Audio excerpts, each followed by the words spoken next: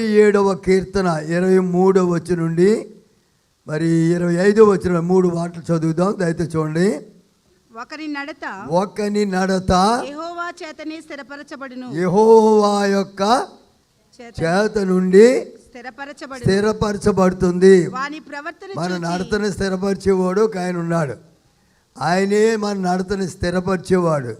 గనుక ఒకని యొక్క నడత యెహోవా చేతనే స్థిరపరచబడుతుంది. వాని ప్రవర్తన చూచి వాని యొక్క ఘనతను చూచి ఆయన ఆనందిస్తాడంట.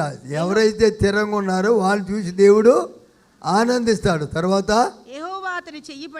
అది యెహోవా అతని చెయ్యి పట్టుకుని ఉన్నాడు గనుక అతని నేలను పడినను లేవలేక ఉండడు. మరలా తిరిగి లేవకుండా ఉండలేడంట. లేస్తాడు. దేవుని చేతులు ఉంటే పడిపోయినా లేపేస్తాడండి. దేవుని చేతులు మనకుంటే అనేక సార్లు, నీతిమంతుడు 7 సార్లు పడినా మన తిల్లు ఇస్తాడంట ఆ చేతులు ఉంటే. దేవుని యొక్క హస్తం మనకు తోడుగా ఉంటే మనం పడిపోము. కానీ పడిపోయినా ఆయన తిరిగి లేవగలిగిన శక్తినిచ్చే దేవుడు. దేవుని స్తోత్రం కలిగాడు. హల్లెలూయా. ఏమంటాడండి ఇంకా మనం ముందు చదివితే, యెహోవా అతని చెయ్యి పట్టుకుని ఉన్నాడు గనుక అతడు నేలను పడినను లేవలేక ఉండడు. నేల పడినా లేచేటట్లుగా చేయగల శక్తిమంతుడైన దేవుని చేతిలో మనం ఉంటే మనం ఎప్పుడు పడిపోవాలి. పడిపోయినా నీ పాదాలకి రాయి తగలకుండా ఆయన దూతలు పంపుతాడంట. ఆ చేతులతో ఎత్తు పట్టుకుంటారంట. దేవునికి స్తోత్రం కలిగా. హల్లెలూయా. చాలాసార్లు పడ్డాను నేను. మోటార్ మీద సైకిల్ మీద వెళ్ళిపోతుంటే పంచి కట్టుకుని మంచి హడావుడికి వెళ్తున్నాను ఐపీసీ చర్చ్కి. వచ్చాడు రమ్మన్నారు. ఎవడో వచ్చాడు, సరి హ్యాండిల్ బార్ని కొట్టాడు. అది నిలబడక బండి పడిపోయాను రోడ్డుకి మధ్యగా. దేవుడి అపాయం లేకుండా కాపాడాడు. దేవునికి స్తోత్రం కలిగా. హల్లెలూయా. హల్లెలూయా. ఆయన మన చెయ్యి విడిచిపెట్టేవాడు కాదు. ఆయన చేతిలో మన చెయ్యి అప్పగించేసుకోవాలి. మనం ఆయన చెయ్యి పట్టుకుంటే మనం వితుపుకుని వెళ్ళిపోతే చాలా నష్టపోతాం. దేవుని చేతిలో ఉంటే ఎన్ని కష్టాలు నష్టాలు వచ్చినా మనం దేవుని కొన్ని నిలబడగలుగుతాం. దేవునికి స్తోత్రం కలిగాక. హల్లెలూయా. కాబట్టి ఆయన ఏమంటున్నాడు? యెహోవా అతని చెయ్యి పట్టుకొని ఉన్నాడు. దేవుడు నీ చేయి పట్టుకుంటే నువ్వు జాగ్రత్తగా ఉంటావు. దేవుడు నీ చేయి పట్టుకుంటే జాగ్రత్తగా ఉంటావు. సోదరుడా సోదరి, ఆయన చెయ్యి పట్టుకున్నాడా నీకెన్ని నష్టాలు కలిగిన పైకి లేపేవాడు కానీ ఆయన విడిచిపెట్టే దేవుడు కాదు. దేవుని స్తోత్రం కలిగాక. హల్లెలూయా. అందుకంటే అడిగి నీ దేవుడైన యెహోవానైనా నేను ఏమంటాడు? కనుక నేను సహాయం చేయదని చెప్పుచు నీ కుడి చేతిని నేను పట్టుకొనిచున్నానంటాడు. భయపడుకో, నేను నీ తోడుగా ఉన్నాను. నీ కుడి చేయి పట్టుకునేవాడిని, నేను లేవనెత్తేవాడిని. పడిపోతే నేను మరలా తిరిగి లేవనెత్తగలిగిన సమర్థుడైన దేవుడు నేను ఉన్నాను. నీకు నేను తోడుగా ఉంటా చెప్తున్నాను. దేవునికి స్తోత్రం కలిగా. అందరూ దేవునికి స్తోత్రం చెప్పండి. హోషేయ గ్రంథం 11వ అధ్యాయం 3వ వచనంలో ఇక్కడ ఒక మాట రాయబడింది. అయితే చూడండి. ఎఫ్రాయిమును చెయ్యి పట్టుకుని వానికి నడక నేర్పిన వాడను నేనే. ఏమి నేర్పడమ్మా? నడక నేర్పి. అసలు నీకు నడక నేర్పిన ఎవరు తెలుసా నీకు? చిన్నప్పుడు మన పిల్లలు తూలి పడిపోతుంటే జాగ్రత్తగా చెయ్యి పట్టుకుని నడిపిస్తూ ఉంటాం పడిపోకుండా. ఆడు తప్పుడు అడుగులు వేసి వస్తుంటే 2 చేతులు చాచి పడిపోతాడేమో, పడిపోకుండా జాగ్రత్త కాపాడుతాం. మన పరమ తండ్రి ఆ చంటి పిల్లల్ని కాపాడినట్టుగా మనల్ని కూడా ఆయన చెయ్యి పట్టుకుని నడిపిస్తున్నాడండి. ఎఫ్రాయిమును చెయ్యి పట్టుకుని వానికి నడక నేర్పిన వాడును నేనే. దేవుని స్తోత్రం చెప్పండి. ఆయనకి నడక నేర్పడం కాదు, నిన్ను నడిపించేవాడు ఆయనే. నీ చేయి పట్టుకున్నవాడు కనుక నువ్వు తోలకుండా పడకుండా నశించిపోకుండా కాపాడుతూ ఆయన ఎత్తి పట్టుకున్నాడు. అనేకమైన భయంకరమైన పని. ఎందుకంటే నాశనమైన గుంటలో నుండి దొంగ ఊపులు నుండి దేవుడు మనల్ని పైకెత్తాలంటే చేయి మన తోడుగా ఉండాలి. అప్పుడు వారిలో కూరిపోతున్నావు కనుక ఆయన చేయి పట్టుకుని లేవనెత్తడానికి సిద్ధంగా ఉన్నాడు. నువ్వు కష్టంలో ఉంటే చేయి పట్టుకుంటాడు, వ్యాధి వస్తే నీ చేయి పట్టుకుంటున్నాడు, నీ సమస్య వచ్చినప్పుడు చేయి పట్టుకుంటున్నాడు. ఏ స్థితిలో నువ్వు ఉన్నా ఆయన చేయి చాపి నిన్ను పట్టుకుని లేవనెత్తగలిగిన దేవుడు. దేవుని స్తోత్రం కలిగాక. హల్లెలూయా. మరి భక్తుడైన పేతురు గారు సముద్రంలో నడుపుతున్నాడట. యేసయ్య నేనే అంటే ప్రభు నువ్వైతే నేను అనుకుంటాడు. చూద్దాం వచ్చారు. దేవుడిగా పక్షపాతం ఏమి ఉండదండి. నన్ను వెంబడించేవాడు నాకంటే గొప్ప కార్యాలు చేయాలి, నన్ను ఎరిగిన వాడు నాకంటే గొప్పవాడిగా ఉండాలి. కనుక దేవుని యొక్క ఉద్దేశం ఏంటి? నీవు నేను గొప్పవాడిగా ఉండాలని కోరిక. మరి ఈ కోరిక తీర్చడానికి నేను వస్తానయ్యా అని అడుగుతాను. సముద్రం రా అన్నాడు. వెళ్ళిపోయాడు. వెళ్ళి యేసయ్యని చూసినంతసేపు జాగ్రత్తగా చూసుకుంటా వెళ్ళిపోయాడంట. గాలి వచ్చిందండి, మధ్యలో కలిపిలైపోయాడు. యేసయ్యని చూస్తే గొడవ లేదు కదా, గాలి ఎందుకు చూడడం? ఎన్నో గాలిలు వస్తుంటాయి మనకి, ప్రతి గాలికి కొట్టుకెళ్ళిపోతే ఎలాగా? కాబట్టి ఆయన గాలి వచ్చినప్పుడు కంగారు పడ్డాడు, మునిగిపోసాగాడు అంట. ప్రభువా రక్షించమని చెయ్యి పైకెత్తాడు. యేసయ్య చెయ్యి పట్టుకుని పైకి లేవనెత్తాడు, మునిగిపోకుండా. దేవుని స్తోత్రం కలిగాడు. హల్లెలూయా. యేసయ్య వైపు కష్టాల్లో మునిగిపోతున్నా, అప్పుల్లో మునిగిపోతున్నా, ఊపిలో దిగిపోతున్నా, ఎన్ని బాధలు వచ్చి నీవు దిగజారిపోతున్నా, ఒక్కసారి చేయి పైకెత్తి దేవా అంటే నీ చేతిని ఆదుకునేవాడు ఆయన. దేవుని స్తోత్రం కలిగా. హల్లెలూయా. అందరినీ ప్రతి వారి చేయి పట్టుకుంటున్నాడు ఆయన. ఎఫ్రాయిము యొక్క చెయ్యి పట్టుకుని నడక నేర్పిన వాడును నేనే. తర్వాత అతని వారిని కౌగిలించుకున్నవాడును నేనే. వారిని స్వస్థపరిచిన వాడునైనను, అతను నేను స్వస్థపరచువాడునైనను, ఆ సంగతి వారికి మనస్సున పట్టలేదు. లేదంట. ఇన్ని కష్టాల్లో ఉండి ఇడిపిస్తుంటే మనసులో ఏమాత్రం ఉంటే మళ్ళీ చిన్న సమస్య వచ్చే చతికిలు పడిపోతాం, చిన్న బాధ వస్తే ఏం దేవుళ్ళే అంటాం, ఏదో నిరుత్సాహంతో ఉండిపోతాం. అదే రీతి అంట. ఆయన ఏం చేశాడంటే నేను చెయ్యి పట్టుకుని నడిపించాను, నడక నేర్పాను, కౌగిలించుకున్నాను, స్వస్థపరిచాను, అద్భుతాలు ఎన్నో చేసినా వాడు మనసు పట్టలేని పరిస్థితిలో ఉన్నాడు, గమనించట్లేదు. ఎన్నోసార్లు మన బ్రతుకులు దేవుడు ఎన్నో అద్భుతాలు చేస్తున్నాడు, గుర్తింటున్నావా? ఆయన కూడా జీవిస్తున్నావా? మరలా సంవత్సరప్పుడు సతికిలు పడిపోతున్నామా? ఏ స్థితిలో ఉన్నావు? ఒకసారి ప్రభు యొక్క ఆత్మీయ ఉదయకాలం మనతో మాట్లాడుచుండగా ఎఫ్రాయిం చేయి పట్టుకున్న దేవుడే నీ చేయి నా చేయి పట్టుకుంటున్నాడు. దేవునికి స్తోత్రం కలుగా. ఎఫ్రాయిం నడిపించిన దేవుడే మనకి నడక నేర్పుతున్నాడు. మనం ఎలా నడవాలి, ఏ మార్గాన్ని వెళ్ళాలి, ఎటు వెళ్తే నువ్వు ఎలాగుంటావు, ఏ మార్గంలో ప్రవేశిస్తే నీ స్థితి ఎలా ఉంటుందని ప్రతి మార్గాన్ని తేరి చూచి నడిపించే గొప్ప దేవుడు మన దేవుడు. దేవుని స్తోత్రం కలుగా. కానీ మార్గం తప్పిపోతున్నావేమో, నడక మారిపోతుందేమో, పరిస్థితులు మారిపోతున్నాయేమో అని ఆయన మనకు ఎయ్యి పట్టుకుని నడిపించే దేవుడిగా ఆయన మన పక్షాన ఉన్నాడు. దేవునికి స్తోత్రం కలుగాక. హల్లెలూయా. పెను గాలి వచ్చిన, ఘోర తుఫాను వచ్చిన, యేసు నా చేయి విడువాడు, యేసు నా చేయి విడువాడు, యేసు నా చేయి విడువాడు, యేసు నా చేయి విడువాడు. ఆమేన్. పెను గాలి వచ్చిన, ఘోర తుఫాను వచ్చిన, యేసు నా చేయి విడువాడు. పెనుగాలి వచ్చినా, తుఫానులు వచ్చినా, భయంకర పరిస్థితి ఎన్ని ఎదురొచ్చినా చెయ్యి విడివని దేవుడు మనతో ఉన్నాడు. అని చేయి పట్టుకుని నడిపించే దేవుడు, నీకు నడక నేర్పిన దేవుడు, నిన్ను కౌగులించుకునే దేవుడు, నిన్ను స్వస్థపరిచిన దేవుడు. ఆయన విడువడు, ఎడబాయుడు. దేవుని స్తోత్రం కలిగా. హల్లెలూయా. ఎన్ని తుఫాను లాంటి పరిస్థితులు నీకు ఎదురైనా సరే ఆయన్ని చేయి విడిచే దేవుడు కాడు. కనుక ప్రతి సమయంలో కూడా, ప్రతి తావులో కూడా, ప్రతి మార్గంలో ఆయన చేయి పట్టుకుని నడుపుతున్నాడనే సంగతి మనం మర్చిపోవడానికి వీల్లేదు. దేవుని స్తోత్రం కలుగాక. మార్కు సువార్త 8వ అధ్యాయం 23వ వచనం, అక్కడ కూడా ఒక మాట రాయబడి ఉంది. ఆయన గుడ్డివాని చేయి పట్టుకొని ఊరు వెలుపలకు తోడుకుని పోయాను. తోడుకుని వెళ్ళి ఏం చేశాడు? వాని కన్నుల మీద ఉమ్మి వేసి ఆయన మీద చేతులుంచి నీకేమైనా కనపడుతుందా అన్నాడు. ఏంటంటే యేసయ్య ఉమ్ములో శక్తి ఉందండి, ఆయన బురద ముట్టుకుంటే శక్తి ఉందండి, ఆయన చేతిలో శక్తి ఉందండి, ఆయన వస్త్రపు చెంగులో శక్తి ఉందండి, ఆయన కనుదృష్టిలో శక్తి ఉందండి, ఆయన మాటలో శక్తి ఉందండి, అని అన్నా, నీకేమన్నా కనపడుతుందా? ఏం చెప్పాడైనా? అయ్యా చదువున్నావా? వాడు కన్నులెత్తి మనుషులు నాకు కనబడుచున్నారు, వారు చెట్ల వలె ఉండి నడుస్తున్నారంట.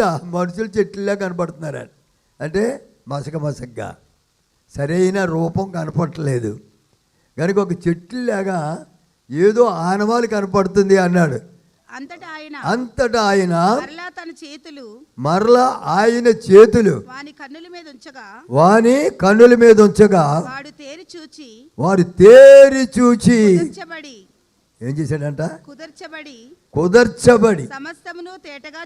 సమస్తమును తేటగా చూడగలిగాడు. దేవుని స్తోత్రం చెప్పండి. అందరు గట్టిగా చప్పట్లు కొట్టి దేవుని నామమున మహిమ పొందుదామా? హల్లెలూయా. గట్టిగా దేవుని స్తోత్రం చెల్లిద్దాం. కన్నులు తేటగా కనపడుతున్నాయంట.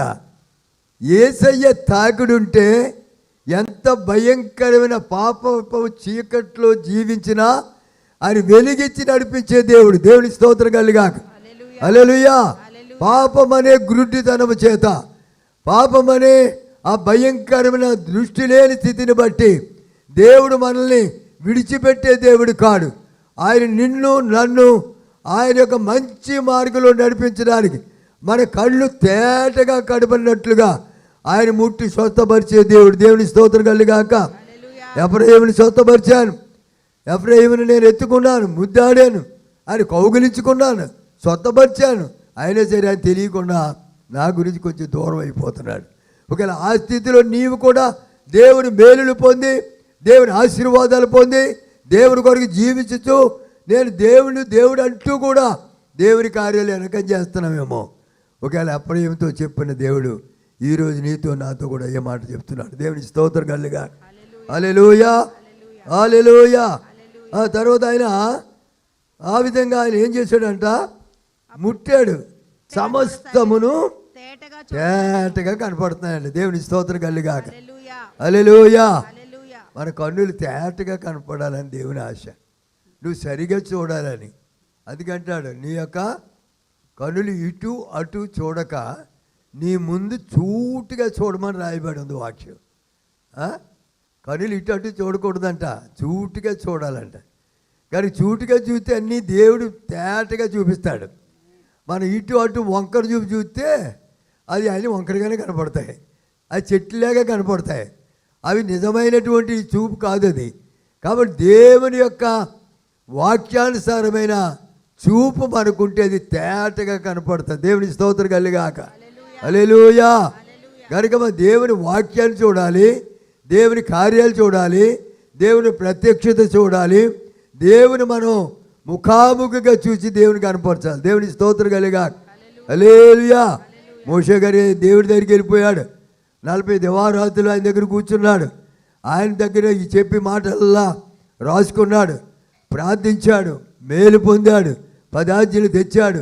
మనందరికీ ధర్మశాస్త్ర ప్రకారం జీవించమని, ఆజ్ఞల ప్రకారం నడవాలని బోధించాడు. కాబట్టి ప్రియులారా, దేవునితో ముఖాముఖిగా మాట్లాడి దేవుని యొద్ద నుండి పొందుకున్న ఆశీర్వాదాలు గొప్పవి. దేవుని స్తోత్రం కలుగాక. హల్లెలూయా. కాబట్టి ఆయన ఈ విధంగా చూస్తున్నట్లుగా దేవుని వాక్యంలో మనం చూస్తూ ఉన్నాం. కనుక మనం ఎప్పుడు కూడా తేటగా చూడాలండి. ఎప్పుడు వంకర హృదయాలతో చూడకూడదు. ఏ మనిషిని కూడా, ఎవరిని కూడా, నీ స్నేహితులు కానీ. కానీ నా యేసయ్య చూపు చాలా చాలా మెల్లగా నిన్ను నన్ను ఆకర్షించుకునే చూపు చూస్తాడు ఆయన. దేవుడి స్తోత్రం కలిగా. హల్లెలూయా. కాబట్టి ఆయన కన్నును తేటగా చేయడానికి దేవుడు ఎప్పుడు మనం కోరుతాడు. ఆయన చూడాలి, ఆయన చూసే కన్ను మనకు కావాలి. ఆయన ఆశ్చర్యమైన సంగతులు ఆయన గ్రంథంలో చదివే కళ్ళు మనకు కావాలి. కనుక దేవుని యొక్క చూపు పవిత్రమైందండి. దేవుని స్తోత్రం కలుగాక. గుడ్డివాడు కళ్ళు తెరవబడ్డాయి. ఆయనతో మరి చక్కని చూపు చూస్తూ దేవుని మహిమపడుతున్నట్లుగా మనం చూస్తున్నాం. లూకా సువార్త 8వ అధ్యాయం 54వ వచనం. దాని ముందు ఏంటంటే, సమాజపు మందిరపు అధికారి అది కుమార్తె చావు సిద్ధంగా ఉందని ఆయన వచ్చి యేసయ్య దగ్గరికి వచ్చి మొరపెడుతున్నాడు. అయ్యా, నా కుమార్తె చావ సిద్ధంగా ఉంది, నీ వచ్చి కనీసం ఆమె చెయ్యి, ఆమెను బాగు చేయి అని అడుగుతున్నాడు. వచ్చి యేసయ్య అప్పటికే 12 సంవత్సరాల రక్తస్రావ రోగి వచ్చి ముట్టుకుంది. ఆయన వస్త్రం యొక్క తాకిడి ఆమెలో ప్రవేశించి 12 సంవత్సరాల నుంచి ఏకధారగా పోతున్న ఆ రక్తధార కట్టడి ఆరోగ్యవంతురాలుగా దేవుని మహిమపరచడం మొదలుపెట్టింది. దేవుని స్తోత్రం. అదే సమయంలో వచ్చాడు అధికారి గారు. వచ్చి అడుగుతున్న, నా కుమార్తె బలహీనమైపోయింది. ఎలా ఉందమ్మా? నీ కుమార్తె చనిపోయినది, బోధకుని శ్రమ పెట్టవద్దని అతనితో. కాబట్టి ఈ లోపల ఆ ఇంటి దగ్గర ఉన్న కొంతమంది వారి యొక్క సమకాలికులు, వాళ్ళకి కావాల్సిన బంధువులు కొంతమంది వచ్చారు రాజుగారి దగ్గరికి. అయ్యా, బోధకుని శ్రమ పడ్డొద్దయ్యా, ఆల్రెడీ నీ కూతురు చచ్చిపోయింది, శవాల గదిలో పడేసాం అక్కడ, కనుక ఇంకా ఆయన ఎందుకు తిప్పలు పెడతావు అన్నట్టు మాట్లాడారు. అప్పుడు నా యేసయ్య ఉన్నాడు తెలుసా? ఆ మాట విని భయపడొద్దు, నమ్మిక మాత్రం ఉంచు, ఆమె స్వస్థపరచబడునని ఆయనతో చెప్పాడు. అయ్యా, భయపడొద్దే. యేసయ్య చేయి పట్టుకుంటే భయపడవలసిన పని ఏంటి? ఆయన చేతులు ఉంటే భయపడవలసిన పని లేదు. దేవుని స్తోత్రం. ఆయన చేతులు ఉండి సైతాన్ గారి చేతిలోకి వెళ్ళిపోతేనే భయం మనకి. దేవుని చేతులు ఉన్నంత కాలం దేనికి భయపడవలసిన పని లేదండి. దేవుని స్తోత్రం. ఎందుకని? ఆయన రెక్కలతో నిన్ను కప్పును, ఆయన రెక్కల క్రింద నీకు ఆశ్రయం కలుగును, ఆయన నా కోట, నేను నమ్ముకుని దేవుడిని యెహోవాను గురించి చెప్పుచున్నానని అనేసార్లు మరి కీర్తనగాడు 91వ కీర్తనలో చెప్తాడు. మహోన్నతుని చోట నివసించేవాడే సర్వశక్తిని విస్తరించేవాడు.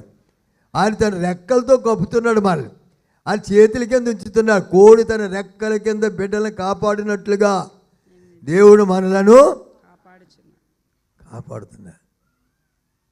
కోడి కాపాడినట్టుగా అది కేరమంటది బయట గెద్దను చూస్తే, రెక్కలు ఇప్పుద్ది, పరిగెత్తికెళ్ళి ఇన్ని దూరుతాయి. కొన్ని పిల్లలు ఇలా చూస్తూ ఉంటాయి, ఏది కేనమనగానే పైనుంచి వస్తుందేమని ఈ పెద్ద విడ్డూరంగా చూద్దాం, ఇది నిజమా కాదన్నట్టు. కొన్ని ఏమో బయటికి వెళ్ళిపోతాయి, బయటకు తెలియని తీసుకెళ్ళిపోతాయి, కీసిమంట పోద్ది పైకి కదా. కనుక ఆయన రెక్కలతో మనల్ని కప్పుతున్నాడు, ఆయన హస్తాల నీడ మనకు తోడుగా ఉంటుంది. కాబట్టి ఇక్కడ వాక్యంలో ఏం చెప్తున్నాడంట? లోకాసువార్త 8:54, అయితే ఆయన చెయ్యి పట్టుకుని లెమ్మని చెప్పగా ఆమె ప్రాణము తిరిగి వచ్చి. దేవునికి స్తోత్రం. హల్లెలూయా, హల్లెలూయా. మన జీవపు తాళం, మరణపు తాళం ఆయన చేతిలో ఉంది. దేవుని చేతిలో ఉన్నామండి మనం. చూసాడా? పరదేశం మో ప్రియులారా, తెరిచాడా? స్తోత్రం చెల్లిద్దాం. దేవునికి స్తోత్రం కలిగా అందరు గట్టిగా దేవుని స్తోత్రం చెల్లిద్దాం. హల్లెలూయా. ఏమన్నాడు చూడండి అక్కడ ఆయన, అయితే ఆయన ఆమె చెయ్యి పట్టుకుని, ఎవరి చెయ్యి? చనిపోయిన అమ్మాయిని. ఇంకా సేపుడు తీసుకెళ్ళిపోతారని అందరూ కూడా వాయిద్యాలు వాయిస్తున్నారు. వాయిస్తున్నారు, ఇంక తీసుకెళ్ళిపోవడానికి రెడీ. యేసయ్యలేడు. ఆ గోల చేస్తున్నాను అందరిని. ఏమన్నాడు చూడండి అక్కడ, ఆమె చనిపోయినని వారు ఎరిగి ఆయనను అపహసించిరి. అయితే ఆయన ఆమె చెయ్యి పట్టుకుని చిన్నదానా లెమ్మని చెప్పగా. ఎక్కడైతేనే ఏంటి, చచ్చిపోయిన పిల్ల దగ్గరికి వచ్చి బతుకుందంటాడు, ఇంకా మతిపోయిందా ఏంటి అని చెప్పి చాలా అపహాస్యం చేస్తున్నారు యేసయ్యని. అపహాసికలు ఎక్కువ ఉన్నారు మనకి. యేసయ్య దగ్గరికి వెళ్తున్నామంటేనే అపహసిస్తారు మనల్ని. యేసయ్య పేరెత్తితేనే మనల్ని రకరకాలుగా చూస్తుంది లోకం. అయినా సరే ఆయన సజీవుడైన దేవుడు. దేవుడికి స్తోత్రం కలుగా. హల్లెలూయా. అన్ని రకాలైన పరిస్థితులు ఎదుర్కోవటానికి మనల్ని ఏర్పాటు చేసుకున్న దేవుడు. దేవుని స్తోత్రం కలుగాక. చూడండి అక్కడ ఏమంటాడంట, అపహాస్యం చేస్తున్నారంట. అయితే ఆయన ఆమె చెయ్యి పట్టుకుని ఓ చిన్నదానా లెమ్మో అని చెప్పి ఆమె ప్రాణము తిరిగి వచ్చిన గనుక. అలాగే ఎప్పుడైతే చేయి పట్టుకున్నాడో ఈయన చేతులు ఉన్న జీవం ఆమె చేతిలోకి వెళ్ళిపోయింది. ఆమె శరీరం అంతా ఆత్మచేత నింపబడింది, తుళ్ళు పళ్ళేసి కూర్చుంది. దేవునికి స్తోత్రం కలుగాక. హల్లెలూయా. దేవుని శక్తి ఆమెలో కమ్ముకుంది.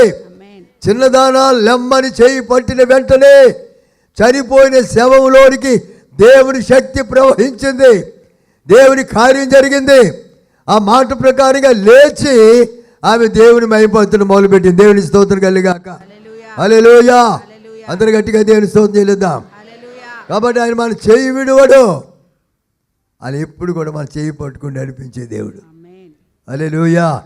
కాబట్టి నీ చేయి పట్టుకుంటే ఎంత మరణ స్థితిలో ఉన్నా నువ్వు సజీవుడిగా సజీవురాలుగా దేవుని కొరకు జీవించగలుగుతావు. దేవుని స్తోత్రం. హల్లెలూయా.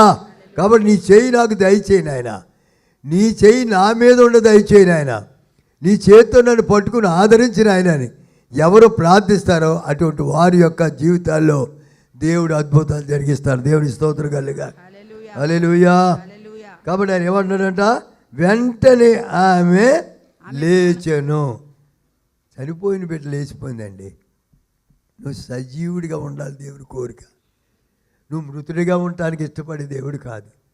లోక సంబంధ ఆశలో పడి మరి పాప సంబంధమైన కార్యాలు పడి నువ్వు మృతుడిగా మృతురాలిగా ఉంటే సంతోషించే దేవుడు కాదు. నువ్వు జీవించాలి ప్రభు కొరకు, బ్రతకాలి దేవుని కొరకు, యథార్థంగా జీవించాలి ప్రభు కొరకు.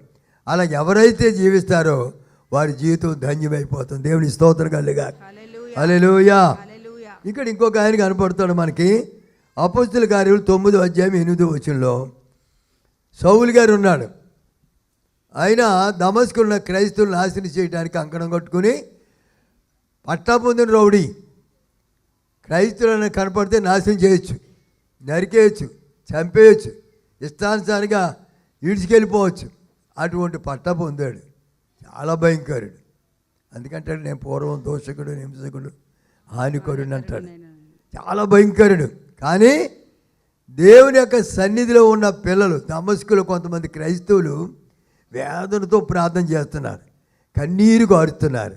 అయితే వాళ్ళు నాశనం చేయడానికి వెళ్తున్న ఆ సౌలు దమస్కు గేటు దగ్గరికి వెళ్ళేటప్పటికి దేవుని గొప్ప వెలుగు వచ్చి ఆయన తాకింది.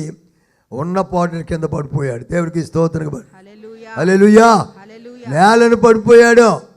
కళ్ళు పొరలు గమ్మేసాయి, చూపు పోయింది, ఆ యొక్క ఉగ్రత అంతా చచ్చిపోయింది, నెమ్మది కలిగింది. అప్పుడు కూడా పొగరు పోలేదు. ఇంకా అయా సౌలా సౌలా నువ్వు నా నేల హింసించుతున్నా ప్రభు అంటే నేనేమంటాడు, ప్రభు నువ్వెవడో, ఎవడవా ఎవడవా అని అడుగుతున్నాడు. గర్వం, అహంకారం. సౌలు అనే పేరుకి అహంకారి, పౌలు అంటే నెమ్మరద. ఆయన తగ్గించుకునేవాడు. ఆ విధంగా పౌలు గారు మాట్లాడుతుంటే మరి ఆయన అన్నాడు, ఎప్పుడైతే నేల పడిపోయాడో ఇప్పుడు ఏం జరిగిన చదువుతా 8వ వచనం. సౌలు నేల మీద నుండి లేచి కన్నులు తెరిచినను కన్నులు తెరిద్దామని అంత కళ్ళు నలుపుకున్నా ఏమియో చూడలేకపోతున్నాడంట. వారు అతని చెయ్యి పట్టుకుని దమస్కులోనికి నడిపించిరి. అందుకనే నాకు విరోధంగా ఏ ఆయుధం దేవుని పిల్ల విరోధంగా అంటే ఎవడు ముందుకు రాలేడండి. దమస్కు గేట్ దగ్గర పడేయాడు. కానీ నీకు ఇంట్లోకి వచ్చి నేను ఏమని చేద్దామన్నా నీ గేట్ అవతల పడేస్తాడని. దేవుని స్తోత్రం కలిగా. నీ విరోధులు నీ మీదకి ఒక మార్గాన్ని దండెత్తుకొచ్చిన 7 మార్గాలు ఉన్న వాళ్ళు పారిపోచేసే దేవుడు మన దేవుడు. దేవుని స్తోత్రం కలిగా. హల్లెలూయా. కాబట్టి దేవుని యొక్క వాక్యం మనం సెలవిస్తూ ఉంది. ఆ విధంగా దేవుడు అతన్ని లేపినట్లుగా దేవుని గ్రంథంలో మనం చూస్తున్నాం. ఇక్కడ ఒక మాంత్రికుడు ఉన్నాడు. వాడు సౌలనే పౌలు గారి దేవుని వాక్యం ప్రకటిస్తుంటే వ్యతిరేకమైన కార్యాలు మొదలుపెట్టాడంట. అపోస్తలుల కార్యం 13వ అధ్యాయం 8వ వచనం చదువు. అయితే ఎలుమ ఆ అధిపతిని విశ్వాసం నుండి ఏం పేరిండండి? ఎలుమ ఎలుమంటే ఎవడు తెలుసా? మాంత్రికుడు, మంత్రగాడు. అదే కాదు, సైతాన్ కుమారుడు అని ఏమన్నా చూద్దాం, చదవండి అమ్మా. అయితే ఎలుమ ఆ అధిపతిని విశ్వాసం నుండి తొలగింపవలనని అధిపతికి ఏమో సువార్త ప్రకటించాడు పౌలు గారు. వీడి వెనకాల వెళ్ళి సైతాన్ గడు అని మనసు పాడు చేసేస్తున్నాడు. ఇది నిజమా అన్నట్టు వెళ్ళాడు అక్కడికి. ఆయన చెప్పినవన్నీ కాదు అన్నట్టుగా బోధ చేస్తున్నాడంట. అప్పుడు పౌలు గారి ఆత్మచేత నింపబడి అద్భుతంగా మాట్లాడాడు ఆయనతో. చూద్దాం, చదవండమ్మా. విశ్వాసాన్ని నుండి తొలగించబడాలని ప్రయత్నం చేశాడు, వారిని ఎదిరిస్తున్నాడు. ఎలుమాను పేరునకు గారడీవాడు. అందుకు పౌలు అనబడిన సౌలు, చూడండి, పౌలు అనబడే సౌలు గారు పరిశుద్ధాత్మతో నిండినవాడే. ఎలాగండి? పరిశుద్ధాత్మతో నిండినవాడు. అతని తేరి చూచి దేవుని ఆత్మ వచ్చిందంటే ఎటువంటి దురాత్మైనా పారిపోవలసిందే. దేవునికి స్తోత్రం కలుగాక. హల్లెలూయా. దేవుని ఆత్మ ఉన్నవారు ఎదుట సైతాను గజగజలాడాలి. దేవుని స్తోత్రం, హల్లెలూయా. కాబట్టి దేవుని ఆత్మ చేత నింపబడిన సౌలనే పౌలారు ఆత్మ చేత నింపబడి ఉద్రేకంతో, ఆత్మ నడిపింపుతో, ఆత్మ శక్తితో దేవుని మాటలు మాట్లాడటం మొదలుపెట్టాడు. వాడు ఏమన్నాడు చూడండి, అతని తేరి చూసి సమస్త కపటముతోను. ఆత్మ పొందిన వాడు సరిగ్గా తేరి చూస్తే దయ్యాలు గడగడ పడిపోవాలి. దేవుని స్తోత్రం కలిగా. పౌలు గారికి ఉన్న ఆత్మ మనకుంది. పౌలు ఆశ్రయించి దేవుడు మళ్ళీ ఆశ్రయించాడు. సౌలు పౌలుగా మార్చిన దేవుడు ఈ వెంకటరావుని ఎలీసిగా మార్చాడు. దేవునికి స్తోత్రం కలిగాక. నా పేరు అది పాత ఎలీషారాజుగా మార్చేశాడు ఆయన. కనుక ఆ వెంకటరావులు ఉన్న దురాత్మ ఎలీషాగా మారిన తర్వాత అన్నీ పారిపోయాయి. దేవుని స్తోత్రం కలిగా. ఈరోజు కూడా ఎవరైనా దురాత్మ చేత నిలబడి తేరి చూడడం మొదలు పెడితే ఉన్న చోటును పడిపోవాలి. దేవుని స్తోత్రం, గట్టిగా స్తోత్రం చెబుదాం. హల్లెలూయా. ఎందుకంటే ఆత్మ ఎదుట ఏ దురాత్మ నిలవలేదు. తేరి చూచి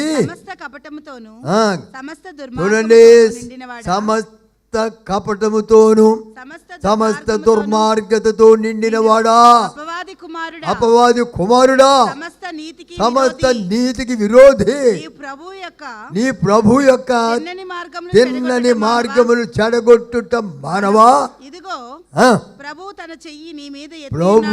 తన చెయ్యి నీ మీద ఎత్తి ఉన్నాడు, వేసి ఉన్నాడు. నువ్వు కొంతకాలం ఏమైపోతా, గుడ్డోడు అయిపోతా. అందరి కళ్ళు తెరుతుంటే ఏం గుడ్డోడు అయిపోయాడు. దేవునికి వ్యతిరేకంగా చేస్తే ఉన్న కళ్ళు తీసేస్తాడు అంతే. ఏంటంటే గుడ్డివాడయ్యి సూర్యుని చూడలేకుండా అయిపోయాడంట. వెంటనే మబ్బుయు చీకటియు అతని కమ్మెను గనుక ఎవరైనా చెయ్యి పట్టుకుంటే బాగుందని అంధకారంలో తిరుగుతున్నాడు. ఎవడు చెయ్యి పట్టుకునేవాడు కనపడలేదు. కానీ మన దేవుడు మన పట్టుకున్నాడు, మన చెయ్యి విడవడు. దేవుని స్తోత్రం కలిగాక. హల్లెలూయా, హల్లెలూయా. అందరు గట్టిగా దేవుని స్తోత్రం చెల్లిద్దాం. నిన్ను పట్టుకున్నవాడు విడిచిపెట్టేవాడు కాడు. కష్టాలు వచ్చినప్పుడు, శ్రమలు వచ్చినప్పుడు, శోధనలు వచ్చినప్పుడు, మందమతి వచ్చినప్పుడు, బలహీనతలు వచ్చినప్పుడు ఆయన నీ కుడి చెయ్యి పట్టుకుని లేవనెత్తే గొప్ప దేవుడు. ఆయన చెయ్యి విడివాడు, ఎడబాయడు. మనం కూడా మన చెయ్యి పట్టుకుని నడిపించే దేవునితో నడుద్దాం. ఆయన అడుగుదారులు వెళదాం. ఆయన మార్గాన్ని వెంబడిద్దాం. ఆయనతో మనం జీవిద్దాం. ఎందుకంటే ఆయన చెయ్యి పట్టుకుని కష్టాల్లో, నష్టాలు, ఇబ్బందుల్లో, శోధనలో, దుఃఖంలో, ఆనందంలో మన చెయ్యి విడవని దేవుడు, మనం నడిపించే దేవుడు. ఆయన కూడా జీవిద్దాం. దేవుడి మాట మన కూడా దీవించగాక. పరమ తండ్రి, ఇంతవరకు మాట్లాడిన ప్రతి మాట మా ప్రియుల హృదయంలో ఆశీర్వాదకరంగా ఉంచండి. మీరు దీవించండి, మమ్మల్ని బలపరచండి. యేసు ప్రభు ద్వారా అడుగుతున్నాము తండ్రి. మా చిరునామా పాస్టర్ ఎం జ్యోతిరాజు, శాంతినగర్, ఏలూరు 534007, పశ్చిమ గోదావరి జిల్లా, Andhra Pradesh. Our address: pastor M Jyothiraju, Shantinagar, Eluru 534007, west Godavari district, Andhra Pradesh. మా ఫోన్ నంబర్లు 8007773333 మరియు 800877774444.